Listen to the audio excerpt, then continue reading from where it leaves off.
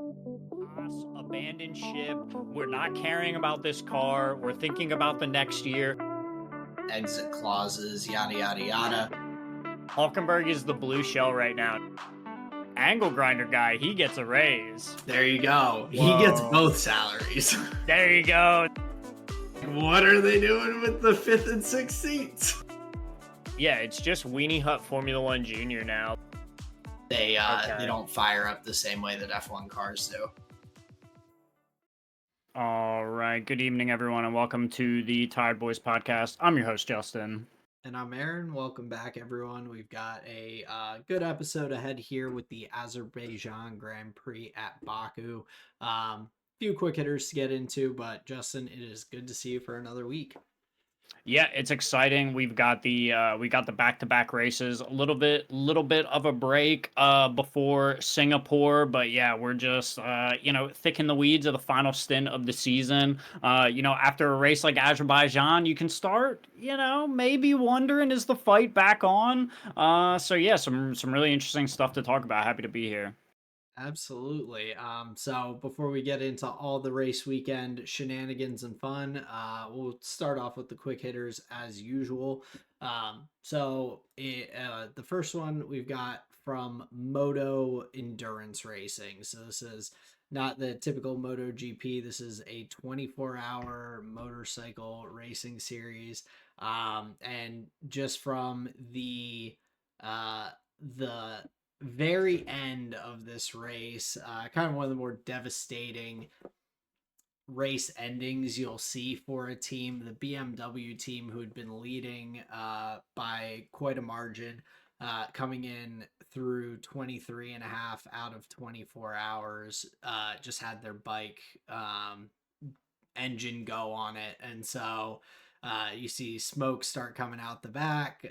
They're pulling around, and after a commanding 23 and a half hours, just a pretty tough finish, like bringing in the bike into the garage. The announcers are like, oh, like, what are they gonna do? And no one even like really budged to all the team in the garage and engineers and everything were like, nope, like that it's done. Like, we're not going to be able to get this bike back out and all for to be able to get back into the competition. So just a brutal kind of end for that. And that's I think one of the intriguing things about the endurance racing and everything is how just over such a long time, I guess, kind of how many things have to work together and kind of mesh for them to get through it all. It's kind of interesting the more that I've started to watch some of these endurance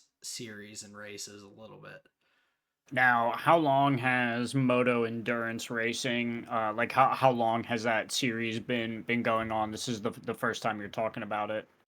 So I am not 100%. I think it's been around for a little while, though. It's just something that now had kind of come up into my feed. So I looked into it a little bit, watched some of that racing. So it What circuit were they racing at? So they were at Bal d'Or, which is yeah. That sounds like a location in Lord of the Rings. I think it is in France. Okay, gotcha. Or Bal d'Or is a 24-hour endurance race for motorcycles, typically held in France. It is this year at the Paul Ricard circuit. Ooh, okay, yeah, very cool, nice. Yeah, so but yeah, that's a devastating end of the race. Now, you were saying, like, is each team just fielding one bike? One bike for the whole kind of endurance part of that, as opposed to like the MotoGP and all, where they sometimes have backup bikes or secondary bikes, and all this is all about having that one car going the distance. or Right. Okay. Yeah, motorcycle in I this didn't instance. understand where the Jeopardy was. I was like, okay, yeah, one driver goes out, but okay, they only had one bike. They were leading the whole time. Like right at the end of the race, it goes out. There's no backup. That's just it. It's just over. Okay, now I understand. Yeah, so just it's kind of interesting, like I was saying, just watching this and thinking about endurance racing a little bit more. I feel like I thought of it as being a little bit more toned down from like the Fast and Furious racing of IndyCar, F1, and everything. But I guess just the more I learn, the more like team oriented you kind of realize how intensive that is, other than just the three drivers keeping the car in condition to just be driving for 24 hours straight and everything. Takes a lot of pretty good engineering and teamwork from the pit crew and everything. Um, so yeah, just kind of it's been fun looking a little bit more at some of these other series. Another quick note over to IMSA was that Logan Sargent recently had kind of reappeared into the racing world. He signed with an IMSA team to race in their last two races of the season. And here in the first of those last two races at the Indy, I believe it was the Indy Road Circuit, he drove extremely well with his team and everything. He put in a really solid stint as the primary professional driver, the highest rated professional driver on the team. He did 45% of the team's laps, and so the other two drivers split the remainder there. He had the team up in P2 at one point, and so after his kind of reset after leaving Formula One, it's kind of nice to see him go and put in at least one good drive and see that he still has that passion after a pretty tough exit from the Formula One world. Yeah, the thing I'll say about that is I myself have been fooled by the oh, they couldn't hack it in Formula 1. I guess they just go be a plumber now. But you realize like Antonio Giovinazzi drives with Ferrari in the 24 hours of Le Mans, and he's a 24-hour of Le Mans winner now. Like we like in some ways forget that like okay, these are the best drivers. That means they'll likely be able to like find a home somewhere else. So yeah, I'm elated to hear that Logan Sargent is putting good stints in over there on the team in IMSA. That's great. Yeah, and another one like Nick DeVries kind of thing. He's a Formula E world champion, and then came over and had a really tough go of it in F1 as well. It's pretty interesting seeing how some of these really phenomenal drivers just depending on the situation, depending on the car, or just the level of competition, F1 can be a pretty cutthroat spot, which I'm sure we'll get into with the do you work here segment in a little bit. But the other endurance racing that I wanted to bring up briefly was just that Max Verstappen got his license for driving in the Nürburgring Langstrecken series. There we go, Langstrecken. Um, Trying to do that from memory, and it did not go well. The NLS series, he did the required, well, most of the required permit process, and then the committee decided to just give him the permit after. I mean, doing everything. He was willing to go through the full process and everything, and they were like, we're not gonna force you to. We appreciate you taking the time to actually do all of the little step by steps of getting your permit, taking the test, and all of that stuff. So that means he will then drive in an upcoming NLS race, I believe this weekend, a 4 hour race in a Ferrari 296 GT3 car, which is what he had been driving at the Nürburgring testing earlier in the year. So he looked very good at that time, but I am looking forward to that coming up this weekend. And then Helmut Marko, the knower of all things, has said that Max is allowed to drive in the 24 hours of Nürburgring next year. So they've given him that permission. He's got his permission slip signed by Yos, and he'll be good to go.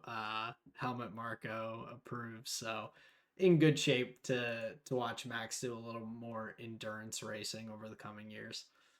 Bro, it's so funny that you did the permission slip analogy because in my head, as you're talking about this, I'm just picturing Adam Sandler sitting in the like grade school seat surrounded by just like a bunch of kids. It's just like a big kid in like a room full of children. That's all I'm picturing the way you're talking about it. It's so funny. Well, and it is because even in his testing and everything, people were like, "Oh my god, he's got this tuned down car with extra weight, and he's driving almost as fast as the best people in the field." And it's like, yeah, he's really Right. good if you didn't know. Um, so it is kind of funny, like him going through a permit test, having a driving instructor and everything. The kind of concept of all of that is a little bit funny, which is um I think why some of other drivers have um like declined to actually go through this permit process and haven't raced in this series before, because they were felt kind of above it. I think Valentino Rossi is one of them who had kind of said, "I'm not doing all this. You like, do you know who I am?" kind of thing. Sure. So Yo, they yeah, wouldn't make Kyle Larson do it. They would just give it no, to him. best racer in the world. I mean, undisputed. He's probably got a Facts. belt like the They WWE. just by virtue of him waking up, he's just being given licenses to race everywhere. He just opens his mailbox, takes in the mail. He's like, They just pour out. Germany. What's that? Oh, it's my permit. Oh, I Sure. don't even remember applying for that. But yeah, it's fun watching a little bit the watching that NLS series. The broadcast was very welcoming and very like friendly to all the new people they knew were coming in because they knew Max was going to be driving in it, like Sure. myself, and All the so little Max rats running in, going Max, Max, Max. oh, absolutely. All the comments, even after like the live chat when he was done racing for the day and his teammate was in the car, is all just like, "What car is Max in? Where's Max? How's Max?" I'm When does like, Max guys, he race? he got out of the car like 20 minutes ago, guys. Sorry. Um, but yeah, I'm enjoying checking that out. It's fun watching some different racing and all. The NLS is a pretty cool series. It is, I think, the largest number of different levels on the track at the same time of these GT cars and everything. Um, so very, very cool to check out. Um, Moving over into more F1 related news, there was potential conflict next year with the Indy 500 timing and the Canadian Grand Prix. The FIA and IndyCar have talked it out and been able to sort it so that the Indy 500 will go off at their normal like 12:30, 12:45 time or whatever it is in the afternoon, and then the Canadian Grand Prix will be a little later in the afternoon, around 4 something, to allow the Indy 500 to wrap up and not have a conflict for the audiences there. Yeah, that'll just mean Kyle Larson will be able to attempt both. He can go for 3, go from Indy 500 to the Canadian Grand Prix to the Coke 600. Bro, I'm sorry. I couldn't think of like a relevant thing to say, so I just made another Kyle Larson joke. But like, what's like, do they just want to have a spread of time? There's no like Yeah. other conflict of interest, right? No, it's just It that okay, yeah, gotcha. just the timing, cuz typically that's the Monaco weekend, and so Monaco being in Europe, they would have it your 9 a.m. Eastern Standard Time or whatever. So it always wraps up right before the Indy 500. So the shift of schedule Okay. to have the Canadian Grand Prix match up, you're both in that same like US Canada window for potential conflict with it. Because I think typically the Canadian Grand Prix starts somewhere in that like 2 to 3 o'clock range.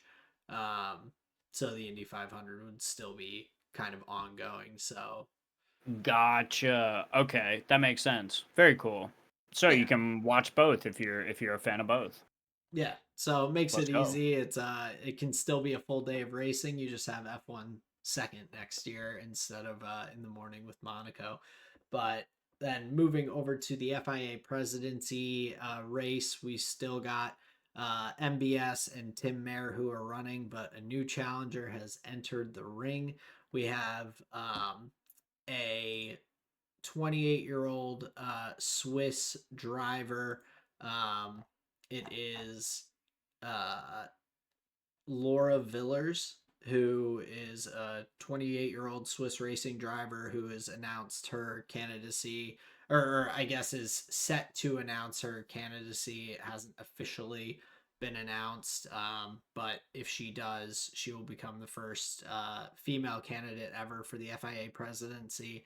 And her main focus in terms of um, wanting to be involved in this or be at that level of leadership in the FIA is to try and make it a more democratic process with feedback from teams and clubs and all these organizations that work within the FIA to try and just make it a little bit more um, involved for those teams to like decide what they want and where they feel that the FIA should go, along with opening up the additional opportunities for diversity and to try and inspire younger drivers of all genders, ages, and whatnot, women, men, to just open up the doors for anyone to get involved a bit more in racing.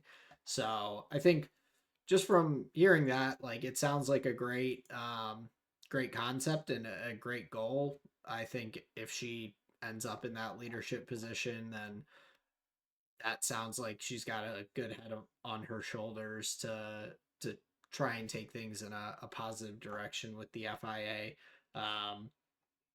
which is I guess kind of uh, counter to some of the current direction where they are internally making these decisions to pass out to all the organizations as opposed to getting feedback or voting and whatnot from the teams to try and just mesh that a little bit better.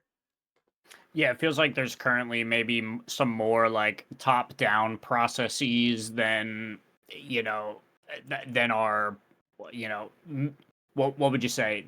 There may be more top-down processes now than there have been in the past. Yeah. But yeah, other than that, I just say best of luck to her.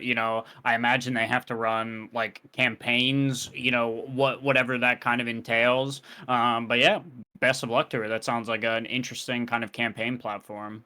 Yeah, and so the vote for that happens on December 12th apparently within the FIA's how whoever votes in those elections and whatnot, but obviously it sounds like a great concept and I'm sure there's a lot more minute details that make it tougher or easier in some aspects to actually implement all of that direction. I mean, taking feedback from such a massive body like the FIA with all the different racing series, I'm sure is not always the easiest. But yeah, I wish her luck. I think that's a great idea going to platform on and all. Um, then moving a little bit more towards Formula One here in the quick hitters, we've got the consideration right now to add additional sprint races in the 2027 season to go to 10 sprint races. That's the current proposal that's being kicked around. Um, I wanted to see what you think about adding these additional sprint races. If you like it, if it doesn't make much difference to you, what do you think with that? I'm unsure. The sprint races are often like not that exciting. Like the races themselves. I Mhm. kind of like the idea of them. There's an element to the limited practice, more racing. It's like, to a certain degree, it's like pretty exciting. I think it's a valuable format. 10 a year, that might be pushing it. So that means like almost half of the race weekends are like sprint race weekends. Yep. I feel like that's a bit too busy of a schedule. And then there's also the consideration of like, why would they do this? You know, we talked the other week about like, are races too long and like, should we shorten them? You know, should we put like Barney dancing across the screen to like entertain people? So it's like, if that's the reason why, you know, like give them more shorter races, keep them engaged, so it's like more racing for more racing's sake. I don't like it. But if we believe that these formats like bring something valuable, they add like a shot of points for teams where maybe they wouldn't otherwise be possible. Think of the Kimi Antonelli podium. You know, it's like Yep. those are points that Mercedes doesn't get, or like another team is possible to scoop up. So I think there is some value in the sprint races. I think some of them have been pretty fun. I mean, what is it like? Lewis Hamilton has a sprint race victory this year or last Yep. year. You know, we So like count that in. That's like an event dub. But also, listen to the way that I'm talking about it right now. It's kind of like, does he like? Does it matter? Like we know it kind of doesn't like it in some ways it doesn't matter yet. And I yeah. think putting 10 a year, it's it's not going to increase the aura of the sprint race. It's just going to be too much, too fast. It's going to overload the drivers. Like make them something to like uh be that shot of adrenaline in the season, not just like, okay, here we go, just more of the same out front, you know, like non races, overtaking impossible, like all these things. Like I'd rather just see a practice session and then just like a baller qualifying session, you know? Yeah. That's just me. To loop it all the way back to the Azerbaijan weekend, like this was a really exciting qualifying session. Not just and yeah, all the red flags in the in the session, yeah, it's like a slower thing, but what does that mean? It means that all of these drivers are struggling. It means that all throughout the practices, even through practice 1, 2, and 3, teams and drivers were struggling on circuit. They were struggling with the grip, they're struggling with the winds, they're struggling with the brakes. These are all very like raw racing problems that gave some of the toughest conditions on a dry circuit, mind you. These Hmm. these were the most impossible conditions under dry, like on a dry track surface that you'll ever get in a qualifying session. So like for me, that was exciting. That was really cool because you saw everybody tested. Even the McLarens were like going off into the walls in practice and stuff. So like yeah, this felt like a really intense weekend. And I don't know if more sprint races helps or really solves anything. Like right now, I think 6 is a really good spot. I think 8 might be pushing it, but okay. 10, I mean, we're at half the season now. Like that's ridiculous. Yeah, and I'm with you. I don't like doing something just for the sake of doing it. I think if you do it strategically, and say even eight, you have 24 races on the calendar now. if you have a sprint weekend every third race, then I feel like that kind of can make it interesting a little bit, maybe with the development cycle and plans and things like that for teams. Like, will you bring an upgrade on a sprint weekend, knowing kind of that it's this interval that you're going to have one, that you're not going to be able to get a lot of testing done because you only have one practice session before you go into full racing. You don't know if the sim data is going to translate to how the car is. Like, I think it can maybe add a little um, quirk to that development system or cycle from the engineering side of things.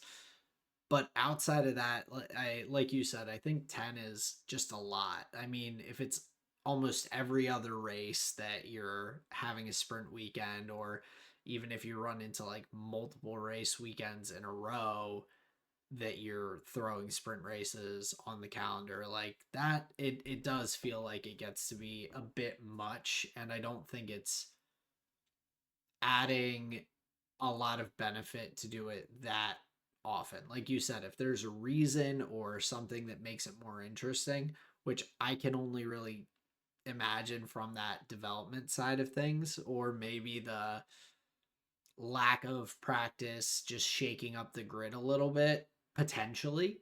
Um, because we've even seen sprint races where you have the one practice session, the grid looks basically like normal, and then Mm-hmm. you just get to experience what tomorrow's race is Mm-hmm. for through the whole sprint, and then it kind of detracts from that Sunday race. Yep. So if you can find that sweet spot or maybe pick specific tracks that it might Where like make things a little overtaking more is like, enticing. Yeah, where it's possible you're picking tire compounds that maybe those weekends you do have more of those like um offset tires, like C5, C3, C1 or whatever, where you have not just the C3, C4, C5 tires, the ones that are right next to each other in terms of their pace. You can sure, mix things use up it a to like little bit test to, other setups. yeah, or make it like just a little bit more interesting Mm-hmm. in terms of tire strategy, like we see sometimes in Formula 2 and Formula 3, where the sprint race, someone goes on the soft tire and someone goes on the hard tire, and early on in the race, these soft tire guys are tearing away from the competition, but then their tires start struggling at the end. And those people who pick the hard tires start picking positions off. Like it does potentially add a wrinkle there if you, but there, I would say the current sprint format, just taking that and going, there's 10 of these now, is not the solution. I think there needs to be other adaptations that they make for that to actually potentially work or be a positive overall. So I think I'm with you on that. I think that's kind of, I don't know. Maybe these things are just ideas that have been tossed out, and they will kind of find a middle ground with it. But right now, I all we really know is some of these little headlines that get tossed out here and there, For sure. especially being 2027 down the road a little bit. Um, and then to wrap out the quick hitters here, we had the extension of the Azerbaijan Grand Prix at Baku till 2030. And then we had an announcement from the FIA that they had rescinded Carlos Sainz's penalty from Monza, where he was given 2 penalty points.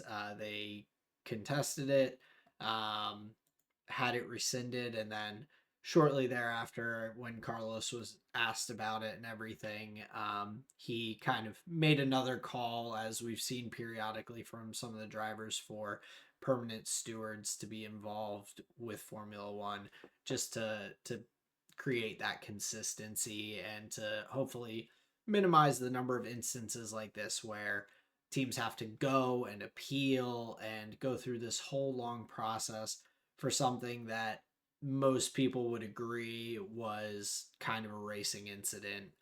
And then now that still doesn't negate the time penalty that he served during the race and kind of took him out of contention for any sort of quality finish there. But at least the penalty points are taken off there. But yeah, that consistency I think all of the drivers would appreciate. Yeah, to a certain degree. And that's likely, maybe a debate that we can have for another time. But yeah, at least like some type of like maybe board that like just oversees all of the stewards or something like this, and that may be how they do it already. I don't know. But yeah, that's an interesting call. And like you said, not the first driver to ask for it. Yeah. And so I'm glad that he got the points taken off so that we're not running into issues down the line potentially with penalty points and missing races. That's not anywhere that we want to be or anything we want to see unless it's Kevin Especially now that he's on Magnussen the just podium. like going ham at people to help out Nico. That's the only time when K Mags is pulling a Brad Pitt out there. I think that was worth the one race ban. Um, but K Mag was to built for combat. You're right. he was always still is. But moving over to do you work here, I'll run through a couple of quick ones first. But Felipe Dragovich has finally decided to move over to another racing series instead of permanently sitting in that reserve driver's seat for Aston Martin. He'll be driving in Formula E for Andretti in the 2025-2026 season.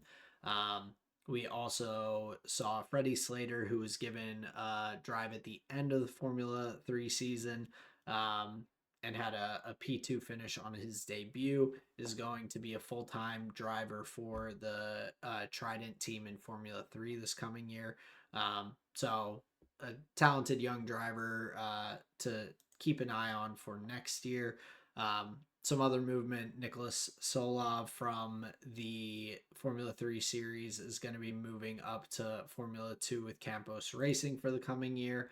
And we also had the announcement of Martinius Stenchorn and Lawrence Van Hoopen, who are going to be moving up with Trident to Formula 2. And Martinius Stenchorn also got a drive this weekend at Baku in the Trident car to get that debut, and it was a little bit of a tough one for him, a tough weekend to start out, but excited to see him have a full drive. He's one of those drivers who did look very strong as well in Formula 3, and so with him, Kamara, and some of these other guys moving up, Solov, it'll be a fun Formula 2 campaign next year. And then moving to some of the kind of more larger topics, I guess, with Do You Work Here, we have the announcement that Arvid Lindblad is most likely going to be promoted to the Racing Bulls seat next year. With that announcement, and it's not official, but with these leaks or conversations and whatnot, it sounds like Isaac Hadjar will move up to be Max Verstappen's teammate next year in the Red Bull. And then that has left Liam Lawson and Yuki Tsunoda kind of vying for that last Racing Bulls seat. And unfortunately, there was some thought at one point that maybe Yuki would have an opportunity at Alpine for the Cola Pinto seat there. Sounds like Flavio has ruled out Yuki or Liam at a potential drive there and has settled on the competition between Paul Aaron and Franco Colapinto for that final Alpine seat for next year. So a lot of kind of craziness all tied together. I think it's very interesting that Lindblad is being given the drive. He's had a good Formula 2 campaign and looks like a good driver, but I feel like he even more so than like Kimi Antonelli last year, could benefit from another year in that Formula 2 series before moving up. But I unfortunately think that this might put Yuki in a pretty tough spot for a seat next year. Um, Liam Lawson has just kind of come in there um, to the Racing Bulls team again, and so I feel like they, after Yuki's now been in the seat for a few years, want to look at Liam as kind of the less tested driver, or so it seems at least, leaving Yuki trying to kind of find where he fits in, whether that's a reserve driver position or something else, or if open seat with another team. There's just not a lot of open seats out there still. It feels like the upside for Liam is actually higher than Yuki. I think Yuki has had some good recent performances, but like overall, I don't think he's broken out of the like just top of the bell curve driver. It feels like Red Bull and the Racing Bulls are looking for like a little bit more than that. He's been driving. Yuki's been in for like 4 years now across Yeah, I like think so. the two teams. I have a feeling that may be enough data for them, with the like increasing progress of the Racing Bulls, like with Hadjar looking really, really good. Yeah, it's tough to see Yuki as the like the choice, and especially if the Red Bull Racing farm system is doing what it's supposed to. Yeah, yeah, yeah. Obviously, Lindblad is the next one up. You know, it would have been between, and I might be mixing this up, but it would have been between him and no, Ali Goethe is in That F2, correct? yeah, Or so is Goethe Lindblad's teammate? so they're both in F2, not teammates, but they're both Red Bull juniors. So it's the two of them and Pepe Marti who are the three like Red Bull juniors in Formula 2. Right. Okay. Yep. Lindblad obviously performing much better than Goethe. Like Goethe has, he's had his day, but I think Lindblad is really the standout. So yeah, I Yeah. mean, it makes sense to me that you just keep bringing him up. And Formula One, it is what it is. It's a trial by fire. He may need another 365, but we're gonna throw him in next year because that's when we need him. Yeah. It's just tough because I don't feel like Yuki has underperformed really. Like I felt like he was driving pretty well in the Racing Bulls, and just I mean everyone. Liam struggled in the Red Bull seat. Yuki's struggling in the Red Bull seat. Checo, I mean, looking back now, Checo didn't struggle anything like these younger drivers did, but he's also a much more experienced driver, and he hmm still was having a hard time towards the end of his stint in Red Bull, in that second seat. So I think that's why it feels bad to me for Yuki, and like not that it's the right or wrong decision, like I can't say what that is. hmm It's just more of a bummer for me that I like Yuki a lot as a driver, as a personality. Like he's fun to have around the grid, and I like watching him race. Um, but yeah, I mean, if he's struggling in this Red Bull car and everything, and there's just those times when, similar to F2 drivers, coming up and there not being seats available, there just might be that situation for Yuki or Liam here. Um, but yeah, it sounds like Yuki is the one who is more likely to be on the outs for next year, unless there's some drastic change in performance here in the last 7 races of the season. Yeah, I just want to go back to some of the other contracts quickly. The one standout driver for me from Formula Three, you hit on Stenshore and getting the call up. We saw him in the races. The one driver that I'm very very excited to like keep an eye on throughout their career, and like I want to see them move up. I want to see them get a seat. Is Rafa Kamara, the winner of Mhm. Formula Three? Bro, he was mean, so aggressive. Like his driving style was like actually very exciting to watch. I think of all of the other competitors that we've seen, in these fields, I think he's the one that might have a shot at not just like getting to Formula One, but like getting there, sticking, and like doing some damage. So yeah, that's a name, and it may not be for a couple years. Maybe like 2, maybe 3 years out, something like this, where like he'd be looking for a seat. But that's one of these young drivers that I've actually got my eye on to say like I really think this guy would deserve a seat. Because yeah, his Formula Three campaign was like very very exciting to watch. So Rafa Kamara is definitely a name that I'm looking out for. And then, bro, I made the joke before, but during qualifying, now I'm on to the Alpine point. During qualifying, Gasly goes off. Colapinto is like, "Oh, is that my teammate?" Crashes into the wall. Camera cuts to Briatore. Bro is doing this, turning around, looking up at his team. I don't think Colapinto is getting the seat. I'm pretty sure it's gonna be Paul Aaron, and I think he called it right there when he crashed. He was like, "Nah, fuck this guy."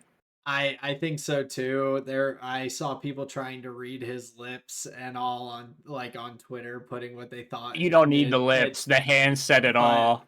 it looked something like he's done. Like Hmm. that's kind of the and I Franco had a nice run last year, and obviously you can see from this year's season that the Williams car was kind of on an upswing, where the Alpine car seems to have a downward trajectory here. So shifting into a new team, but really since he's hopped in the car, it's been pretty frequent with the incidents and crashes and everything. The Sunday incident with Albon is no fault of his own, but that the crashes earlier in the weekend and then in other weekends, I mean, I'm sure that's just racking up the repair bills there at the Alpine team, and it's like they're already on that downward trajectory, and now they don't have the finances to try and bring new parts, upgrades, whatnot to the car, because they're constantly rebuilding it. Don't look at the garage build, Dad. Just don't look. Oh, it's tough. I mean, and it may end up being a similar situation to like we were saying with Logan Sargent, Nick DeVries. Like he's got this opportunity here. He's obviously shown he has some talent and raw pace as a driver, but um just the mistakes and all are starting to add up, and I wouldn't be shocked if Flavio gives him the axe at the end of the season there. Flavio is pretty cutthroat, so from him in particular too, I don't expect much grace. And this is no shade to Cole Pinto. I mean, it's not like that out. It's not like his teammate is, Right. setting the world on fire and he's like, struggling to get it round. So yeah, this is no shade to him. I think he's in the unenviable position of being like a young driver in a bad car in what seems to be like a really pressured role. Like their management staff had no qualms about being in the media being like, "Oh, these boys have no time. They're toast. They've got it's like you're Oh you're yeah. setting them up to fail in some way. Like there's no way they have any vote of confidence from you. So in that regard, I feel for Colapinto. He was put kind of in a tough spot. Yeah, everybody makes of their situation what they will, and I hope he has better luck in the next series that he drives in. But yeah, it's not looking good for him for the F1 seat. Yeah, it's tough, and I think the Alpine seat, the second V carb seat, um those are just off the top of my head the primary seats that are still available. I don't think that there's much else out there. Audi is retaining Hulkenberg and Bortoletto. Haas is hanging on to Ocon and Behrman. So I think that's got us pretty much to the last two seats to confirm, especially with Cadillac already confirming both drivers as well. So, Hmm.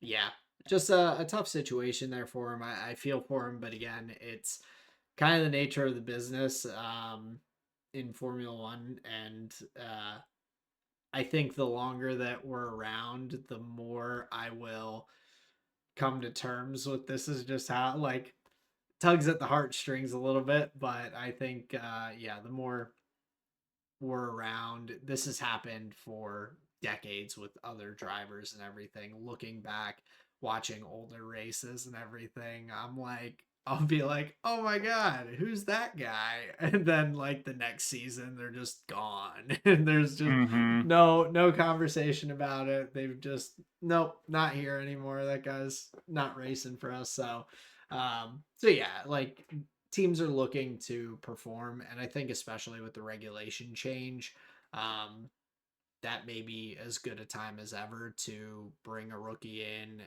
and there really not be as much pressure because it's more on pressure on the teams to get the car right, and so him developing as Paul Aaron developing as a driver in that car, I think is um, as good an opportunity as any to give him a shot.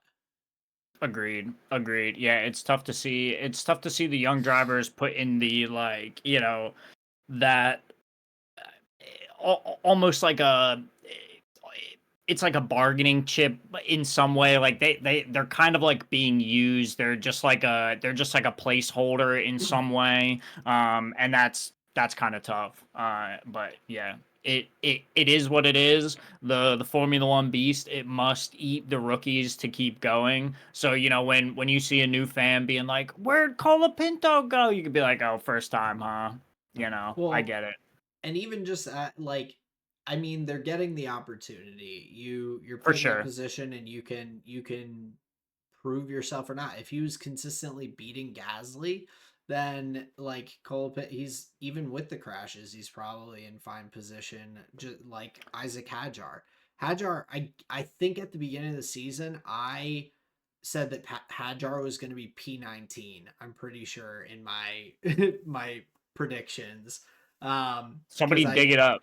I didn't Clip it. expect the Racing Bulls to be a very good car, and I thought that Hadjar was gonna struggle as a rookie, and he's proved me wrong. So there's a rookie driver who is out driving some more experienced drivers on his own team and on the grid in general. Um, so that you gotta make the best of whatever situation you're in, and some of the drivers it's just the way it goes. It's a little tougher in some teams than others, um but yeah, looking at these F2 drivers on the weekend, we did have the third to last race of the F2 calendar here at Baku. And a pretty interesting couple of races. A lot of incidents just with the way the track is laid out and everything. It's very tight. It's tough.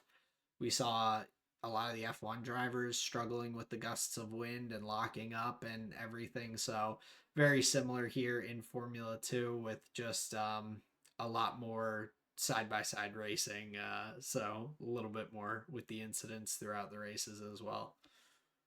Yeah, I thought the Formula 2 races were quite interesting. The F2 sprint, yeah, I thought Stenchorn looked really good. Obviously, that was like a big focus of the broadcast as well. So like that's just, Mm-hmm. we just got to see a decent bit of him. until later has mechanical failure and has to DNF out of the race, but was quick, was looking for the overtakes. He was getting his elbows out. Kid looked really quick.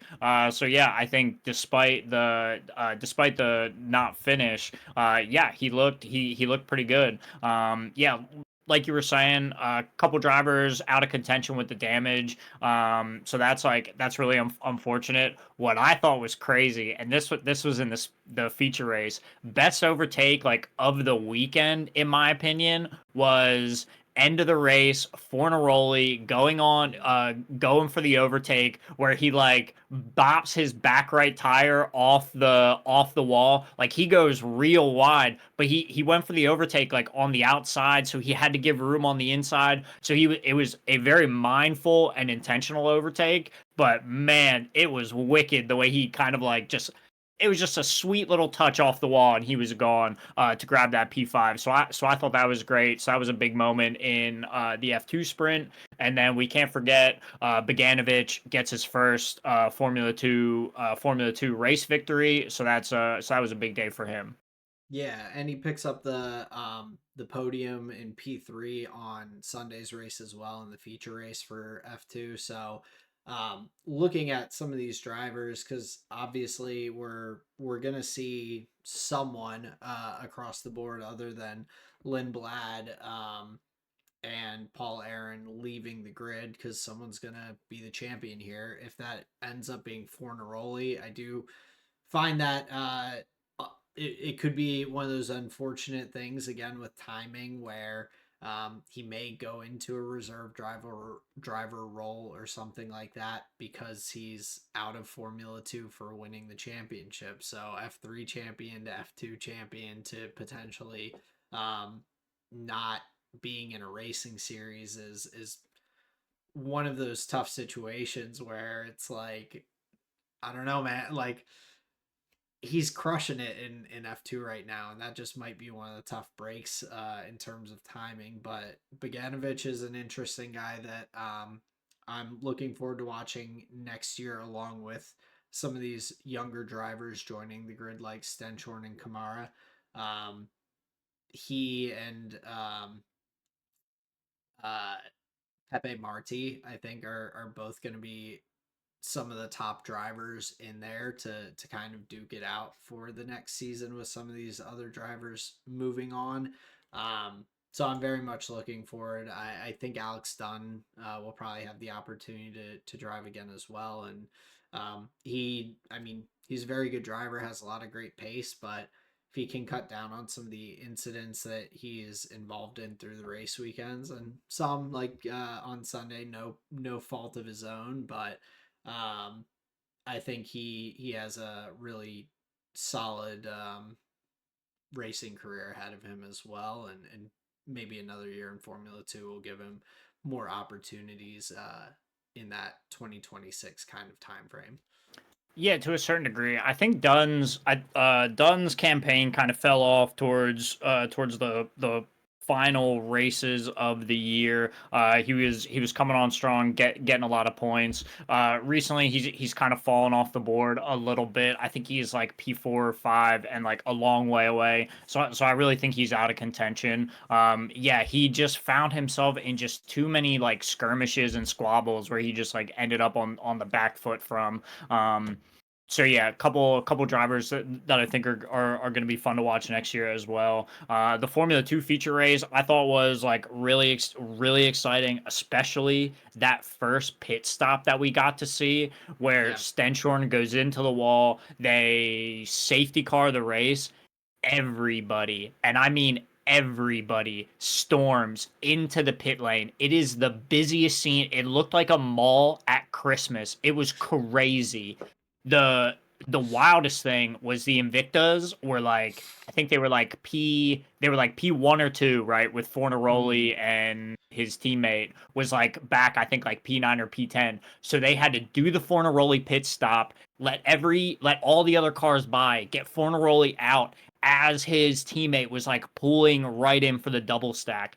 And this isn't, the coordinated coordinated pit stop. Like they just have tires like laying on the ground and stuff. So Yeah. I thought the double stack from Invicta was beautiful, and it didn't like really mess up their race. You know, where a pit environment like that could have just spelled failure for anybody, right? But most Mhm. like all the teams made it out clean. But that was one of my favorite parts about the Formula 2 feature race was that first pit window where Stenchorn goes into the wall. It was so crazy, but it was like a beautiful little organism where it looked like everybody was about to hit each other, and then there was nobody in the pit lane anymore, and you're like, oh, whoa. It's like a school of fish. They all like are diving around each other, swimming around in their little pod. But Yes. so I was it was unfortunate for Invicta. I think the only bummer for them is just where their paddock placement is, or their pit box, because they did end up having that situation where they're having to wait for other cars coming in past them Mm-hmm. to release, because Fornaroli, I believe, was in the lead of the race and came out in P3 after that. Mm-hmm. So unfortunately, just the other teams being a little further down, they get past all of that craziness, and everyone else is pitting behind them, so they get out. Where Fornaroli comes in and he's got these guys coming past him into their pit boxes. So loses out on a couple positions there. But otherwise, like you said, really impressive double stacks. They have just the one guy per wheel in F2. So like you said, it's a little bit slower. There's wheels everywhere. You're just slapping on you're taking a wheel off. The same guy's doing that, and the gun, getting them on their way. So even double stacking in general is just impressive in F2, because it's these aren't quick pit stops. No, they're not, and it seems like they take a little bit of finesse, a little bit of physique as well from the pit crew. So yeah, I was just impressed with the teamwork in that regard. But yeah, the other element about the F2 feature race was Crawford defending from Dirksen going into the closing laps. I think Dirksen was like a little far behind for the DRS overtake, but man, in those, he's closing in those final laps, almost for like a photo finish moment. So that was a really exciting like conclusion to the race as well.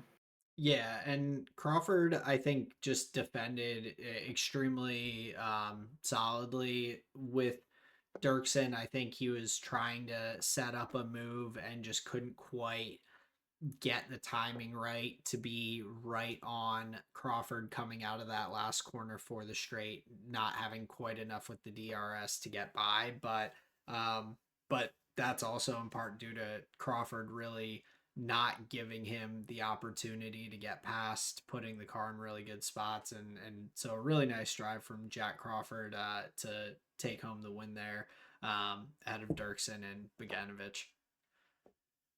Yeah, big time agree. So I think the Formula 2 weekend was really exciting. We have a couple races left. I believe we have Qatar and then Abu Dhabi as well. Top three pretty tight between it's Fornaroli, Crawford, and Marty Browning.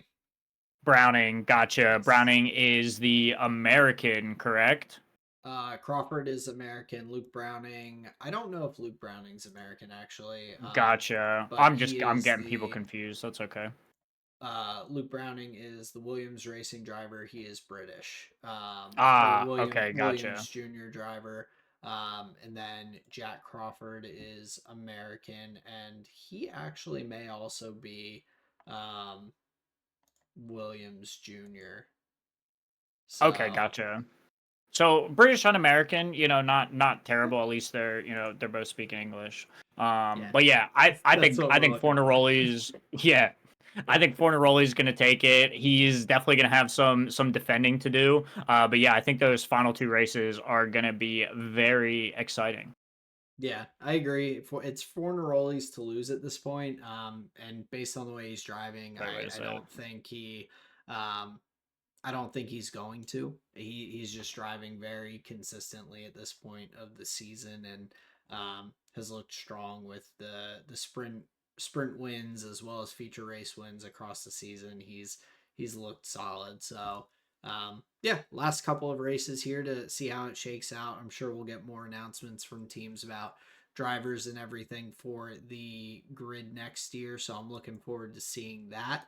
But I'm also looking forward to getting into the Formula One part of the weekend here, starting off with the hot seat for Baku at the Azerbaijan Grand Prix.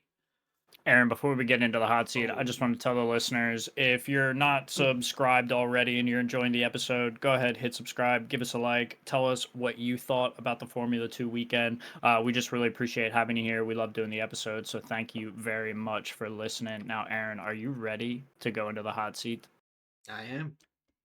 Bro, I think this one's gonna be a good one. We cooked you up a 5 for 5. This is guaranteed. I got a big double thumbs up here from the producers. This is like a guaranteed 5 from 5. So please don't disappoint. For anybody playing at home, we've got 5 multiple choice questions, or yeah, 5 questions, 3 multiple choice answers each, and we'll see how much Aaron knows about the Azerbaijan Grand Prix. Question number one. What is the name of the large circular stone structure that has a fan viewing section on the top? This structure is on the inside of turn 16. It's like a big tower. It looks like half of a lighthouse, kind of like cut off at the top. Is it A, the Tower of Fire? Is it B, Baku Tower? Or is it C, the Maiden Tower? I'm gonna go B Baku Tower. Bad guess. It is C, the Maiden Tower. It Talked is myself out of it. one of the historical locations of Azerbaijan. Great location. Question number two. In 2016, the Baku Street Circuit was used for a round of which Grand Prix? Was it the Caspian Grand Prix? Was it the European Grand Prix? Or was it the Baku Grand Prix?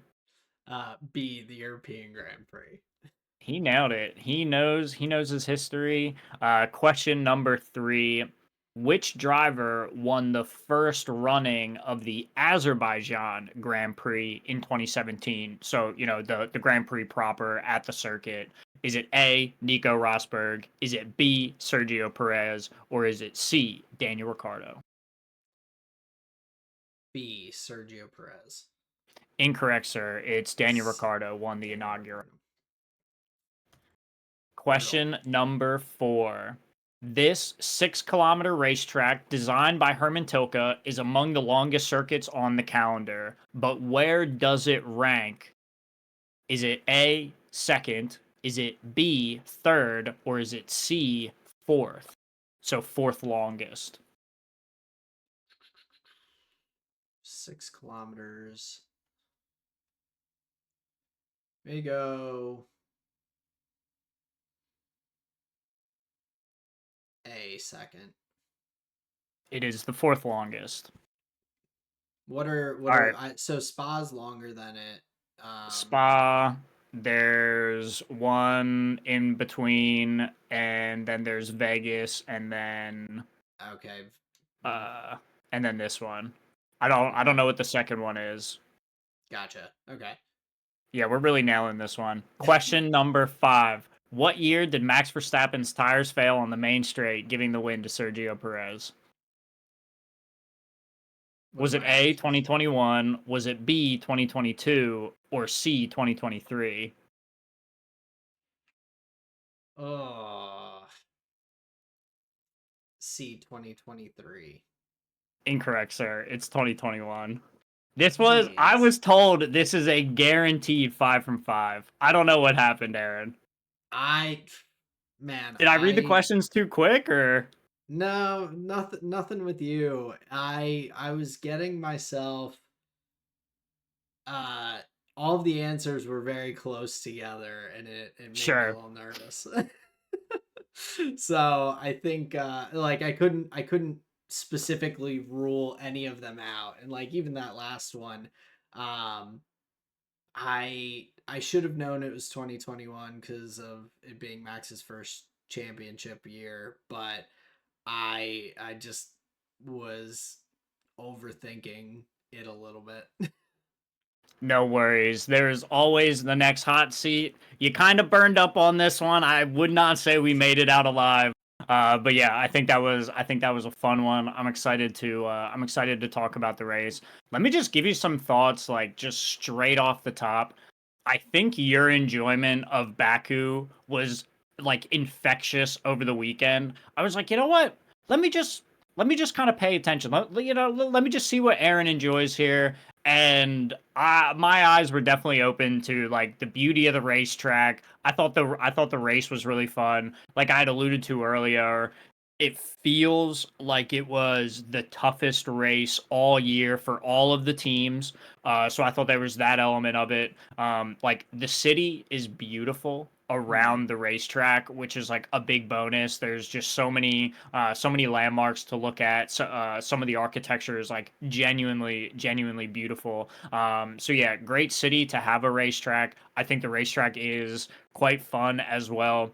You specifically note the castle section, I believe, is Mhm. like turn 8, 9, and 10 up that little hill. Just such an iconic little bit of racetrack, and in so few years, right? It's only been running since 2017. So there is some, like, I would argue, some aura building for the track, especially that sector of the racetrack. Charles Leclerc had his moment there, and now it's just become like a really exciting bit of racetrack. So yeah, there's a lot to love here at this circuit. Probably one of the best street circuits that we go to. It is such that it's, to my mind, it's kind of like the idyllic street circuit where if you just kind of block out your peripheral vision, it really does just kind of look like they're racing on the streets of the city, like with no, Mhm. like unabated would be the term, right? So there is just something epic about that. So yeah, just a really fun place to be for a race weekend. So yeah, your enjoyment of the race and the circuit was definitely infectious for me. I came out saying like, yeah, this is the best street circuit we go to. I'm glad because I agree with you on that. And obviously, like I'm glad that that carried through because it's such a unique kind of combination where you do have a little bit of that kind of what some people might think of as being boring nature of there not being a ton of overtaking during the race. Um, but unlike Monaco or Singapore, for instance, or some of these other Suzuka, maybe if you're throwing some of these other like street circuit tracks out there, um, the racing itself is a lot closer because of the amount of these tight turns and everything that you're going through, and the 90-degree turns and everything. You do have um, I think more of the opportunity for drivers to make mistakes and allow overtakes. It's not just these big long DRS trains zooming around the track and everything with a turn here or there. Like some of these sections are very tough, and so seeing the drivers like Liam Lawson or Carlos Sainz who are just having to hit every corner kind of perfectly to maintain that position with some faster drivers behind them, or faster cars, I guess, behind them. I think it adds to that excitement. So even though you aren't seeing the overtakes, you are still seeing some really good, exciting racing and all through those sections of the circuit. So I'm glad you enjoyed it. I definitely did, but part of that is with my first winner of the weekend from our winners and losers here, being Max. He just drove a pretty just a impressive weekend. The Grand Slam during the race, but also the consistency during qualifying, especially in that Q3. He doesn't even go out initially when Sainz puts in that first quick lap to go to the top of the standings there in qualifying. Then there's the red flag, and it's maybe gonna start raining a little bit, and all of these things. And then he just goes out there and puts a banger of a lap out, 5/10 up on P2, and it was kind of all she wrote for the weekend for him. So a very very solid win, and I think for all the Max and Red Bull fans out there, I I have some advice here. Set your expectations low and you'll never be disappointed, because a lot of the Max fans I'm seeing are starting to get ahead of themselves and doing calculations, and oh, Max only needs to average 10 points a weekend better than Oscar, and he's the champion, five-time champion. Is so let's slow it down here. There's 7 races left. The McLarens are still very good cars. They had an off weekend, but it is exciting, and for me, I think, like, more so than looking at the the potential for Max to win or whatnot. The thing that I was thinking about when Max wins and makes this big gain is, man, he should not have lost his cool at that race earlier in the season when he knocked into George Russell and dropped down to P10 with the penalty and everything. And if he had that one where he got all frustrated behind the wheel and then just kind of slammed into George at the Yeah, one what does that have hairpin. to do with this?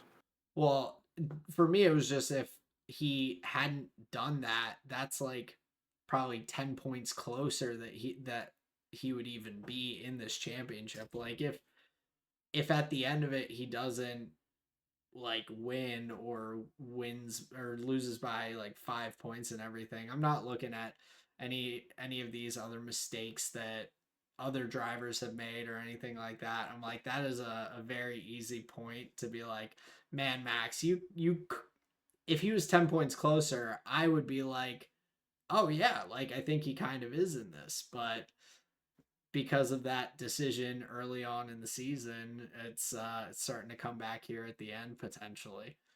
Might be a little too out of reach at this point. Bro, I think you should give him a call and tell him what you think about that. I'm imagining he'll take it on board and really appreciate that.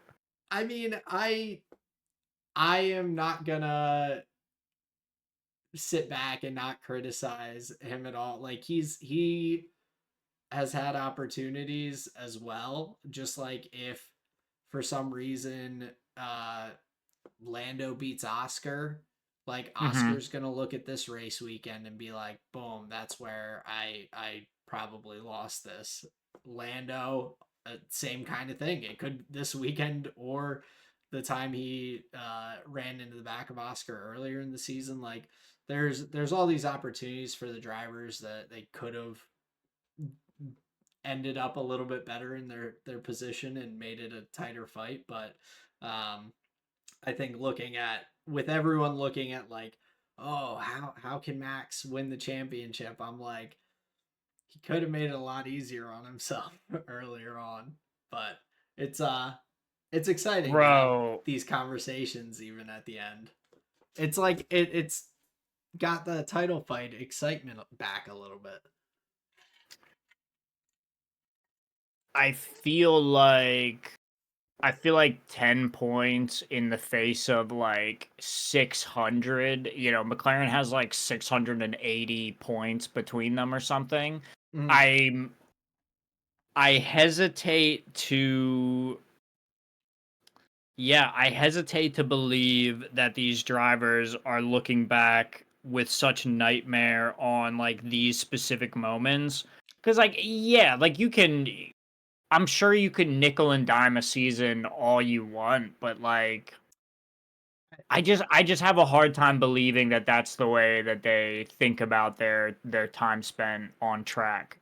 Probably not entirely, but I could see it at the end of the season, just depending where the points shake out. Like I mean, if it comes down to you get P2 by Bro, nothing 2 happens in a points. vacuum though. Like nothing No. happens in a vacuum. So like he doesn't run into George that race, but like something else happens and then a meteor hits during the Monaco race. Like you know what I'm saying? Like Yeah, we have no clue what happened. So like yeah, I feel like picking apart like one moment like is really tough. yeah, That's and all. oh, I it definitely would be. I think it's just at the end of the year when it comes down to a tight battle, like I think a lot of athletes in general do this. Oh, what if I had hit that buzzer beater shot? I missed to I don't know, go further in the playoffs, or what if this happened? What if that happened? Obviously there are some things that are like kind of out of their control, but then there's the some of these larger, more specific instances, I guess, that for me are like you can look at and be like, oh no, like I made the difference there and it hurt me. Like Max losing is cool. Lando being a little too risky and hitting into the back of Oscar and breaking his suspension. Oscar having just a domino effect of issues at the start of this race taking him out. Like I think those are the things that might stand out. Like you could nickel and dime each race across the season, but I think some of those big like flash points will kind of stick out to the drivers like they do to us a little bit as well. Um Okay, that's fair.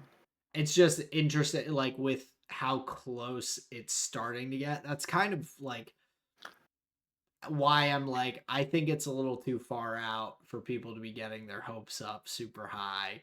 It's a little, the gap's still a little bit big. If it was maybe that little bit closer, I might be on board. But I'm for now still holding my expectations low. Yeah, if we just paint Max as the greatest underdog ever, like, oh man, this has momentum. I have all these people I'm seeing on Twitter, both like Max fans, Red Bull fans, and not being like, if he does it, this would be the greatest comeback in F1 history and sports history. And like, there are some people saying some pretty big statements out there. I'm just trying to keep myself in check a little bit. I can I'm just appreciate that. I'm just Here's enjoying the back-to-back wins. That's fine with here's what me. I will say about Max. I don't know about I don't know about what happened 10 races ago or whatever, but what I can say is I think these qualifying sessions where it's changeable, is the race coming? There's red flags that are blocking laps. There's safety cars that are stopping laps. I think this is where Max is the most lethal, where I would be remiss to be against him in a qualifying session like this, because this is when he can just do the like zero prep insano lap right at the end of the session. And the tough thing about this one was, and like you could see it, Carlos Sainz's eyes were massive. He is just staring at the rain clouds. He was like Shia LaBeouf in holes. He's just like, come on over here, you little rain cloud. Come on. He needed that rain so bad because he knew the one person that's gonna do the impossible out there and go faster than me in like on like a drying track on slicks, it's gonna be Max, and that's Yeah. really annoying. And you could see it in Carlos's eyes. He knew it because that's like the power of Max, or like that's just one of the small things in his tool belt that he has access to on a race weekend is the the capability to just deliver a lap exactly when you need it under imperfect conditions. He's a Yeah. master of all of the compounds. So whatever the right tire is to be on at any given time, you have this sense that he will understand it. He'll know how that changes his break points and timings on the Mhm. lap, and he'll just be able to adapt. That's where Max is the most lethal in a qualifying session like this. And then, yeah, you put yourself out in front, you can nail the start. It's a short run down to turn one. And then he does. He just does he just whispers his tires all the way home. It's a one stop. Nobody's going to contest that. Yeah. So yeah, I think from like if you think about the weekend, just absolutely nailed it on a session where driver input was going to be the difference in your time. It Yeah. wasn't going to be about really anything else other than like, can you deliver, can you hit all three sectors all at once before the safety car comes down, before the rain comes down, all of these things, and Max just nails it almost like uh, yeah, uh, It's all almost as though it's like compulsory, right? Like yeah. there is nothing more he can do but that, and it's like Jesus. Yeah. It's kind of insane, and like especially the fact that Max has the most pole positions this season, even with the McLarens and everything. He now has 6 pole positions. I think the other two guys have like 5 and 4 apiece or something like that. Hmm. So just yeah, he's just a monster out there. Like I felt for Carlos for an because I was pumped for Carlos. I'm like, man, if this rain does come in and Max doesn't get a lap, like that's a bummer, but like heck yeah for That's a big if. Carlos. And then but Carlos getting get putting in P2 from quali was I was like that's still pretty good. But who did you have for your first winner here? Carlos Sainz, I thought he did a bang up job. Not only did he nail a qualifying session that even the top of the board was struggling to get right. I thought that was really impressive. So like his qualifying was great. He sets a really good time. When he goes again, by the way, in the end of that Mm-hmm. stint, he was pretty quick. It wasn't just like a rain scenario. Carlos is at the top. Like by Oh own yeah, merit, like Carlos was pretty quick as well. he did. So I think he improved his lap on that second run. I think you're right too. I didn't want to go as far as to say that. I wasn't positive, I'm but pretty with you sure he saying, did I think too. he did. Yeah. Right. So I just said to say he's doing it on his own merit, Mm, and then runs the type of race that is like indicative of having pace, having a good strategy, having a good car under him. Gets knocked back to the P3, but the Mercedes were fast. They did a nice strategy as well. But yeah, I think big props to Carlos. This is their like coming out moment in the like new Williams era, since management has turned over. James Vowles has put a bunch of time in. This really feels like a new leaf, unturned, whatever you want to say, for Williams and Carlos, by extension. Really solid drive from him. I was happy to see it. And I think this performance answers a question that I asked of you. It was maybe last episode or the previous, where I was like, "Yo, do you think Carlos Sainz gets discouraged easily?" He may have that air about him, but clearly it does not dampen his spirit like over the long run. yeah. A weekend like this is not somebody who's easily discouraged, right? So yeah, I think that may even put that question to bed for myself. Because yeah, this was an impressive drive from him. Yeah, he drove superbly, and really, like you said, he goes from P2 start to P3 finish, but that's really just because he went on the medium tires to start and George was on the hard tires, and George just went long. Carlos, with his pit stop, gets stuck back in traffic a little bit, has to work his way back up through with people pitting back behind him. But George drove um, really well to take that place. So no fault really to Carlos on his race at all.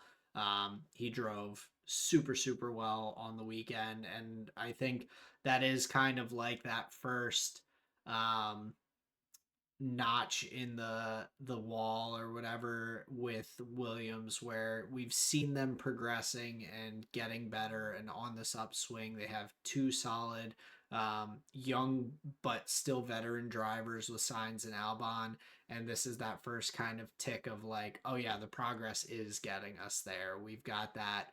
We've James Vowles talked about how they had added a couple new bits that now allow the car to be in a better operating window for qualifying, where they had been kind of giving up the qualifying pace to have the race pace. Now they've been able to maintain that race pace, but also improve the car to be in a little bit of a better window for that qualifying as well.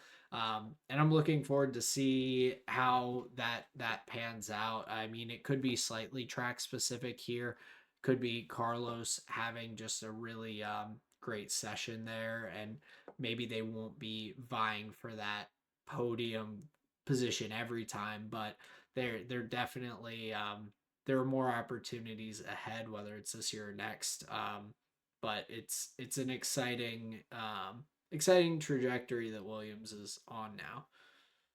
Yeah, I would big time agree. We talked about George Russell and his race a little bit. That's my second winner on the weekend is the Mercedes team. I thought both him and Kimi Antonelli did a bang up job. Unfortunately, you have to say Russell was sick and was still able to put a decent performance in.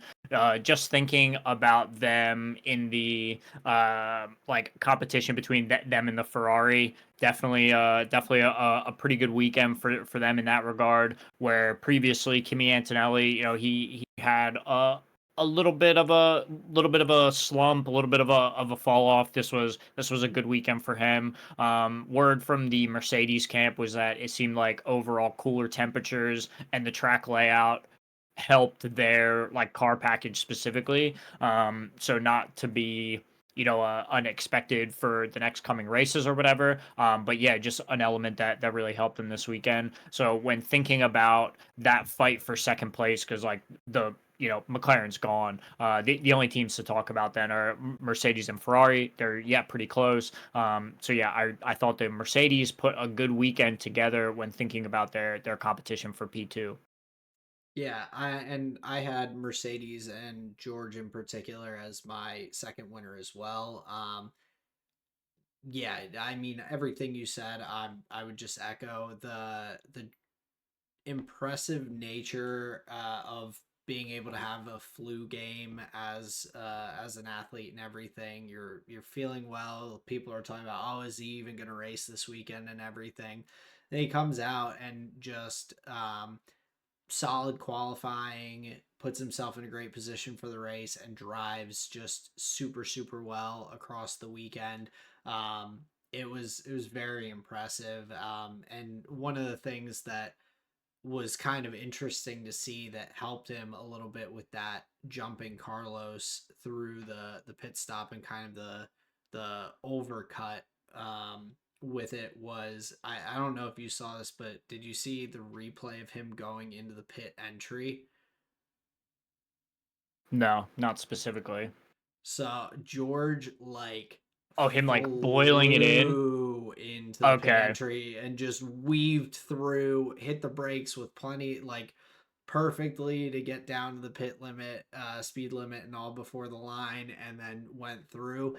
And he gained, I think, about a full second or so um on Carlos, just from the way he kind of came into the pits there. Like that I think made a difference, and like that's something that I feel like a lot of drivers, if they came boiling it in that fast, could go pretty badly. But he, I mean, put it all together for a really nice weekend. And like you said with Kimmy as well, Kimmy had a solid drive, a P4. I think that's that. Yeah, that confidence he needed to continue forward in the season after he keeps referring to it. That's like I think part of the rookie nature and all, he's talked a bunch about like how the European season of the calendar just didn't go as well as he would have wanted to, and he kind of reflects back to that a little bit. So I'm glad he got this P4 to kind of bring his confidence back and everything, because he drove a really nice weekend as well. Yeah, big time agree. I imagine the speed in the pit lane from George Russell. His family came on the radio and said, "Hey George, we got that NyQuil that you asked for. You know, we have it. It's here on the counter." So he was like, "All right, man, let's get this shit over with. I'm going to bed." So he just sped into the pit lanes, got his new tires. But yeah, that's a good weekend for Mercedes in the fight. My first loser, and I think the biggest one here, like in the title fight, because that's what everybody's concerned about here still is the McLarens between the two of them. This was like the worst weekend ever for them. They looked very just uncharacteristic, just all over the place in their practice sessions, in the qualifying, in the race, specifically from Oscar Piastri. Yeah, the pit crew looked, a little bit out of sorts. They needed a little bit of precision from them. So yeah, I think just overall the McLaren, this is just like a really tough weekend for them. A lot of unforced errors, a lot of mistakes. So yeah, not the best. There's no consequence to them from like another constructor, but the big question is like, oh, can Lando get some? Oh, I guess not that many. He's in the single digits. So even in a position where he may have been able to get some of those points clawed back from previous mistakes. The opportunities weren't all there for it to be like a big gain back for him. So even when Piastri loses out, Lando doesn't gain a whole lot. So that kind of ices the where they're like, oh, I guess it is just, I guess it is just over. Piastri can even crash and it doesn't matter. So yeah, a lot to, I think a lot to complain about if you're a McLaren fan. They just were not that good this weekend, and it's odd. Yeah, I and odd is probably the easiest way to describe it after we've seen them be so strong and level, like especially both drivers being pretty level headed. Every driver has their moments across a season, but like they've been, I mean, the amount of 1-2s that they've put on the field across the year it's been dominant. They have more points through the Monza race than Red Bull did in their 2023 season when they were Hmm. winning every single race. Like the two of them together have just been unreal. And so I also had them as my first loser, but kind of for the different reasons. Oscar on the side of, yeah, just like the mistakes, uncharacteristic mistakes, and a weekend to kind of forget and put out of his mind and move forward. Because just nothing really went right from the crash in qualifying to the race start and then subsequent crash on lap one. But yeah, where I was at for Lando is, especially after Oscar had crashed and you're still in that qualifying session. It's not like the session ended. He still had two opportunities to go out there and put laps down and just couldn't put himself in that good position for starting. I think he was starting like P7 or something like that for the race, and this would have been, yeah, that big opportunity for him to make up for the unfortunate situation of the mechanical failure that he had previously and all. It's like, oh, this is Oscar's kind of out of it. This is where you can gain those points. And yeah, the McLaren also just didn't seem to have as dominant of pace as it has had, because you do need that significant pace differential to make those overtakes even with the long straightaway. And the McLaren, it didn't look slow, but it just wasn't, didn't have quite enough to get those overtakes done. So yeah, a little bit on both sides. And like you said, even with the pit crew, they had a little bit of an off weekend as well. So um not the ideal situation there. Uh, my other loser here for the weekend was just the Alpine team, because the amount of issues that they had across the weekend, and then even the unfortunate situation with Albon hitting Colapinto and kind of knocking him back down to the back of the field after he was starting to kind of put it together a little bit. He was ahead of Gasly in the race. He's like not doing too shabby.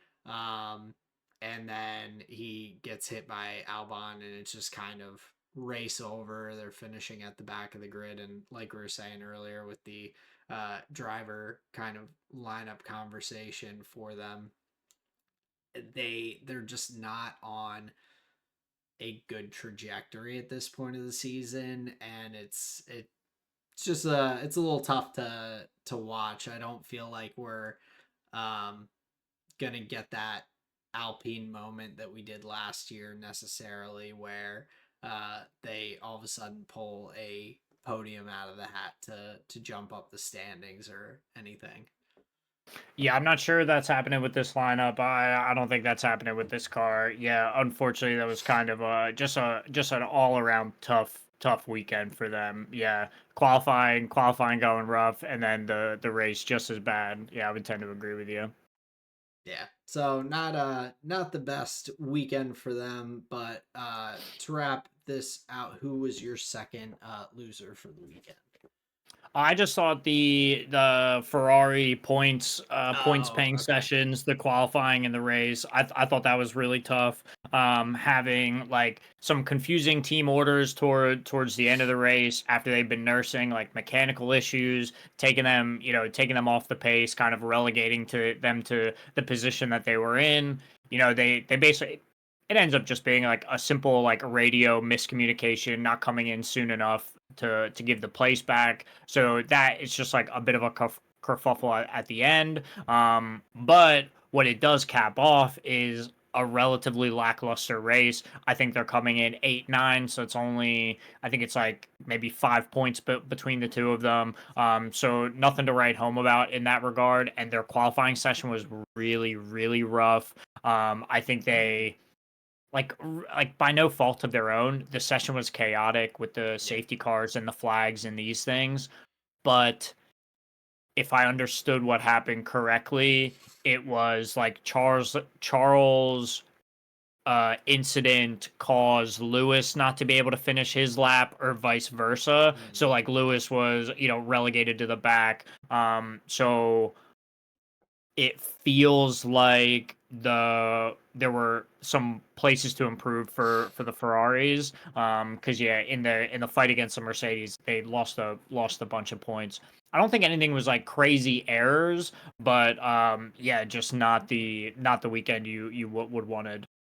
Yeah, well, and that I think the point swing is, yeah, the biggest, because that Hmm. Mercedes jumps up into P2. It was a 24-point gain from Mercedes on the weekend, Oh yeah, just that's because of significant.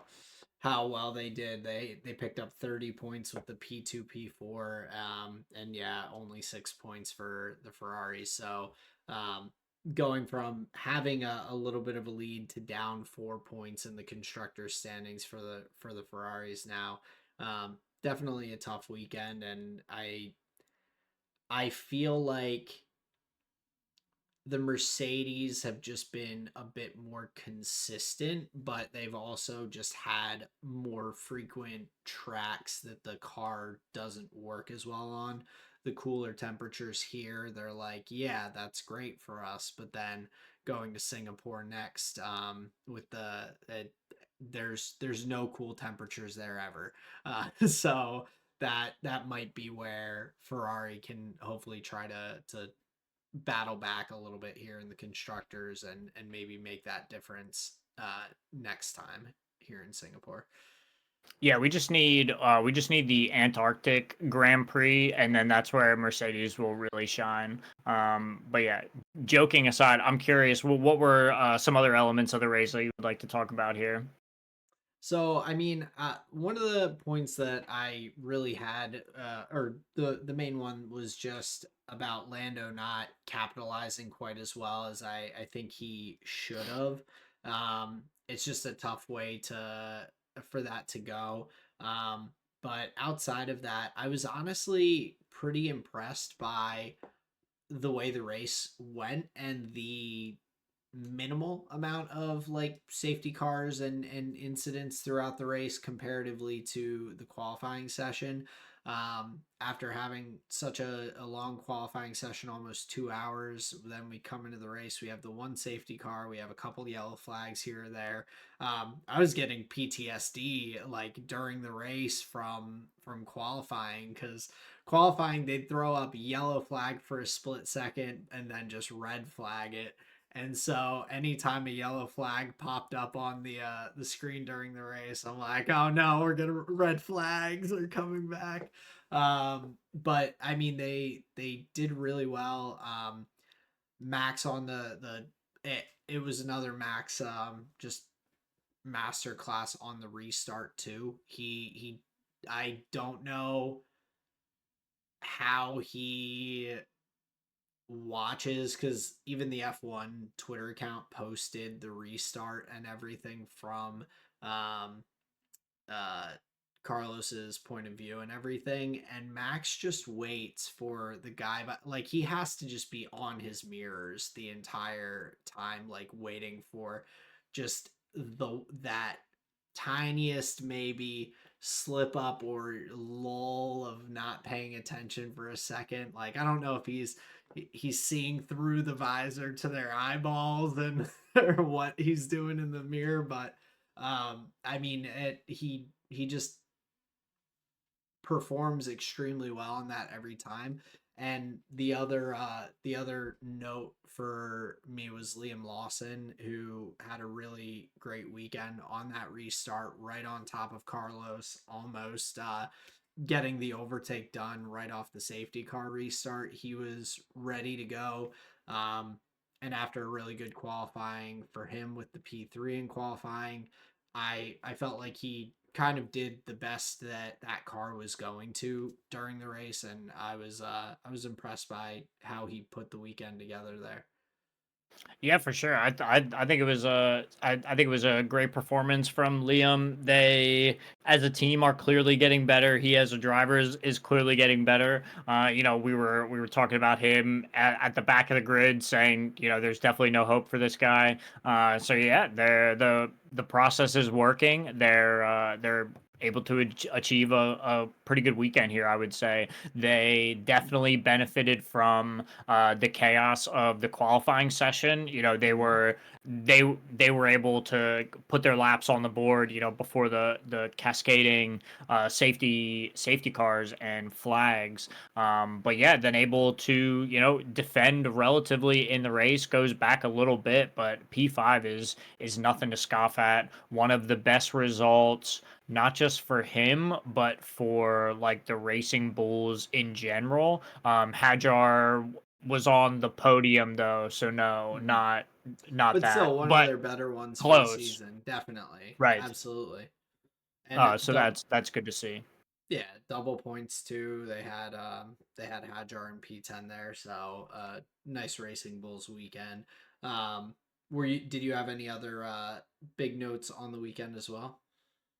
I think the other team that usually doesn't get a lot of airtime from us, but definitely had a good weekend was the Haas team.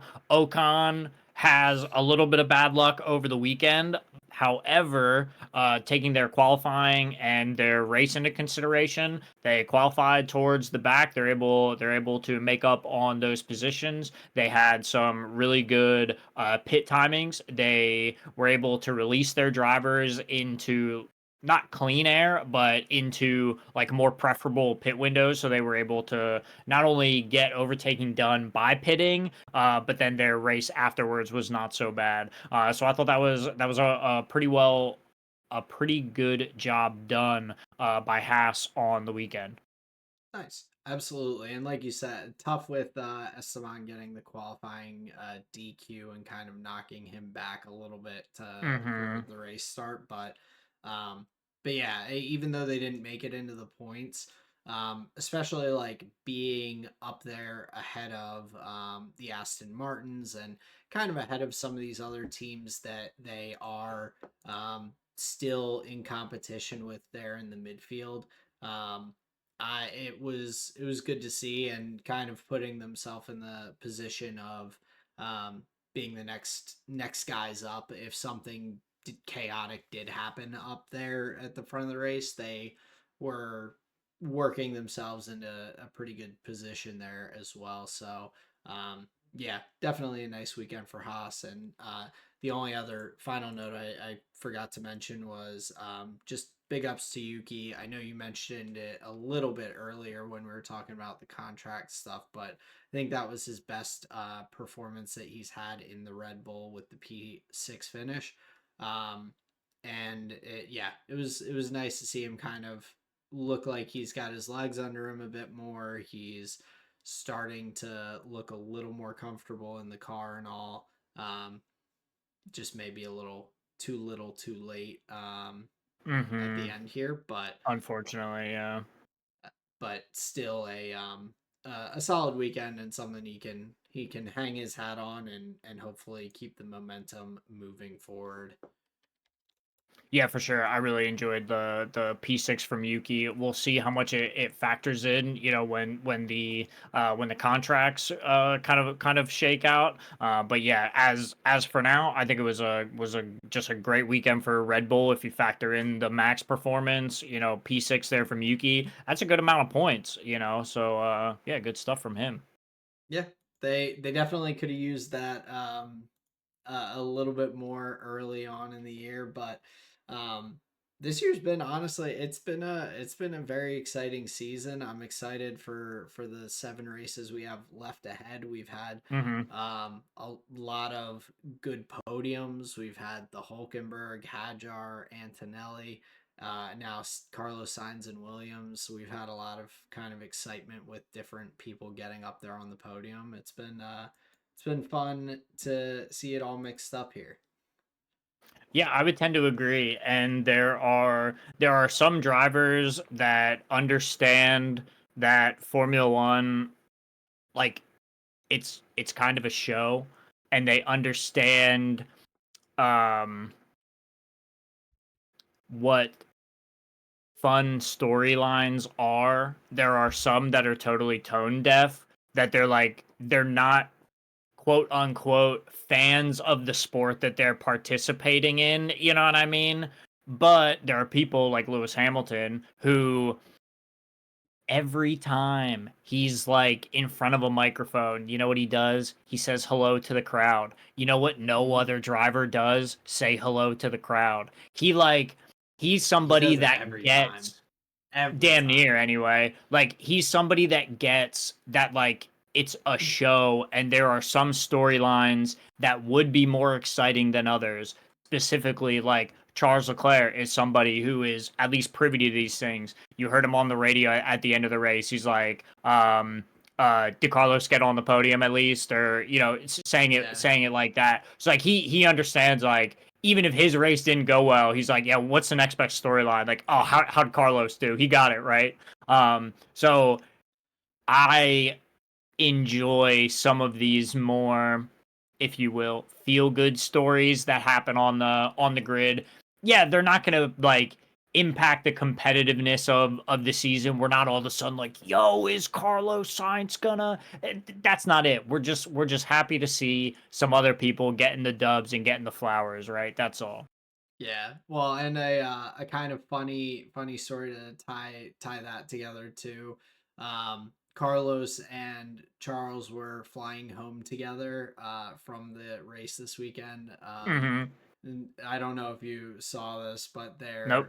Fill me in. so weather diverted their plane. They were not able to land in Monaco, so they had to land in the middle of Italy.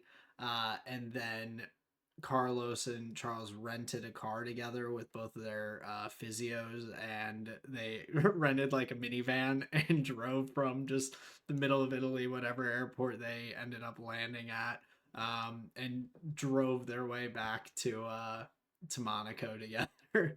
So Hell kind of yeah. a funny funny little situation there to wrap out the weekend for the two of them.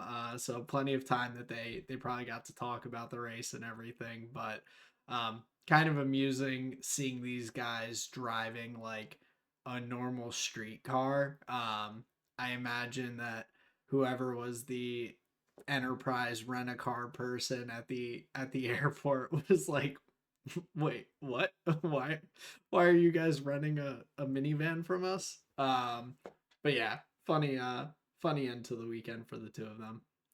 Yeah, I would agree. Having to end your race weekend with like a 2 hour trek across Italy would not be the way I would want to end it. But at least they had some good company that would be useful for sure. But yeah, that was the Azerbaijan Grand Prix weekend. Winner the big Kahuna, Max Verstappen on top as P1, George Russell P2, Carlos Sainz P3. It was an exciting one. I think there was some, what's the word? Some some I can't think of a good word to say, but what I'm trying to get at is sometimes the one stoppers aren't the best. But yeah, this one had enough, to keep the fans entertained. So I think it was an enjoyable Azerbaijan Grand Prix. Now, Aaron, I'm excited to get into the cooldown lap. I want to see what you brought for the class this week. Sounds good. I'll jump right into it with the rose, thorn, and seed for this week. My rose, well, I'll start with my thorn and just get that out of the way. But we've had a lot of just changes at the workplace, which has been a little bit frustrating, a little bit stressful. We've had my 2.5 year employee coworker leave from our one of our leasing guys, so it was just me and the property manager for a little bit, kind of holding down the fort. We got someone hired on and they're starting to do their training and everything. But it has definitely been a kind of bumpy couple of weeks with all of that going on. And in the midst of all that, our company was doing a bunch of upgrades and changes to IT systems and things like that, transferring servers and all this good fun stuff that, of course, I'm the only tech savvy person really at my property. So I am primary point of contact and having to help all of the other coworkers with getting everything set up and logged back into their email accounts and all of those fun things that I wish I just didn't have to do on top of everything else. So it's been a little bit of a busy couple weeks and a little bit stressful with all of that, but I think we're kind of coming to the end of it with where it can settle down now that we've got um, new employee hired on and training and everything. So hopefully things do settle down a little bit here. My rose is that Colleen and I have a trip out to Colorado in a couple of weeks. We're looking forward to going out and visiting. We've got the flights booked and we're starting to put together plans. So, um, kind of a seed, kind of a rose, but I am excited for that. And then my seed for this week is it's kind of a fun one. It'll be interesting to see how it goes. Maybe I'll have a picture for the class here at some point, but the Colleen has asked for her birthday from me to build a table for her. I'm not buy one and put it together from IKEA, but to uh, like go out and design and build a table for the back of our um, sofa in our larger living room so that we can have a spot for extra seating and kind of stadium seating where people can sit and have a table to put their food on and whatever else when we're hosting and all. Um, so I'm excited about that. It's going to be interesting to see if I do a half decent job. Um, Maybe it'll end up being like the holiday dinner where the turkey doesn't come out right and I quick call Domino's and like, hey, can you IKEA, can you get a table here stat? Um, but I'm looking forward to it and hopefully we'll do a good job. So it should be fun. Do you have to start at the tree or can you start with lumber? I can start with lumber. Okay, okay. I don't have That's to chop anything down for it, so okay, gotcha. yeah. So Damn, she's building a table. What are making the it easy on me. dimensions? What are the Uh dimensions? it's gonna be I think about 6 feet wide, probably only like a foot and a half deep. So it's gonna be Okay, more of a kind of long, just more seating table, like bar sure, stool kind of counter sure. type Okay, idea. gotcha. So Gotcha. That's very cool. Damn, that's gonna be a killer birthday present. yeah, I like I said, I hope it turns out well because it's what she wants. It's what she's getting. She might not know what she's in for, but yeah, we'll all see, and I'll have to update the podcast here once that's all done. Yeah, I will be very interested to see what a table by Aaron looks like. And hell, if it's good, I might order one too. Sounds like a plan. Let me know. Hell yeah. Hell yeah. Fucking woodworking Aaron. I'll just be whittling away. Don't worry. Yo, that's so funny you say whittling. I was convinced that whittling was going to be a skill that I needed in life and that I was going to do it way more. The amount of bro, I must have whittled 20 spears when I was like a young adult. I was like, I'm going to need to know how to do this, right? Yeah, Eventually my parents were like, "No, I don't think so." I was like, "Okay." They were like, "You I can put the pocket knife down now." I did the same thing. I camping trips and everything. I'm like, oh yeah, let me grab this stick and let's see what I can up just another arrowhead. Yep. Yeah, exactly. You were like, So "Oh, I'll make like the little buffalo that's like a whistle." It's like, "Oh shit, it just turned into an arrowhead again." I think there's something about me and just arrows, whether it's my my Skyrim adventures, hunt. I don't know. There you go. That's I will funny. say I made one look pretty cool by using a marshmallow poker, heating it up and kind of branding the edges onto the arrowhead. One of my That's finer sick. pieces of work. It's still on the wall. Yeah, All I right. have it. You want to see it? No. Okay. But Justin, why don't you close us out here with your rose thorn and seed for the week? Damn, I appreciate that. So my seed here for the week, I set up a meeting with an accountant. I had an old retirement fund that's been, kind of in hibernation for like way too long. And so I finally pulled it out of the fund that it was in that I did not like. And I got it into, with the help of somebody else, I got it into a fund that I do like, that has a risk profile that I was happy with. And so yeah, now I'll be making, some installments into my future, so I'm very excited about that. So that's my seed for the week. My thorn here for the week, I had to do some shopping, and what I didn't realize is not all brands are the same. And so I just close my eyes. I just kind of do a little circle with my hand, and whatever my hand lands on, I grab.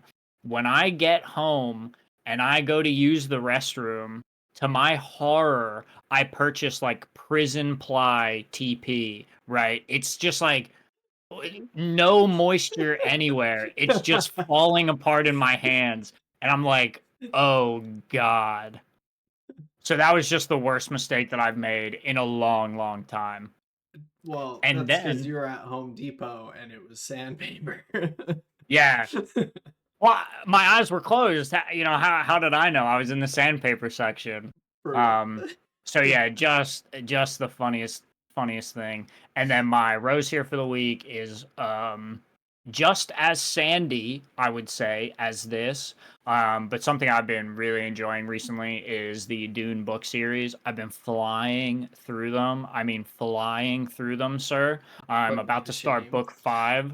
Well, bro, I thought I was gonna have like some reading buddies in the book club. Everybody said, "Yo, I'm reading the book," and then now here I am. I'm done. I have all of the knowledge, and you guys are at the starting line still. I'm a You'll catch slow up. reader. You're That's okay. seeing all of the timelines as a flat circle, and I'm still catching up with my finger going across the page here. That was beautifully done. But yeah, just really enjoying the Dune series. It's been just a really delightful read. So I'm excited to talk about it once once we're all caught up here. But yeah, it's just been a time. But that's my rose thorn and seed here for the week.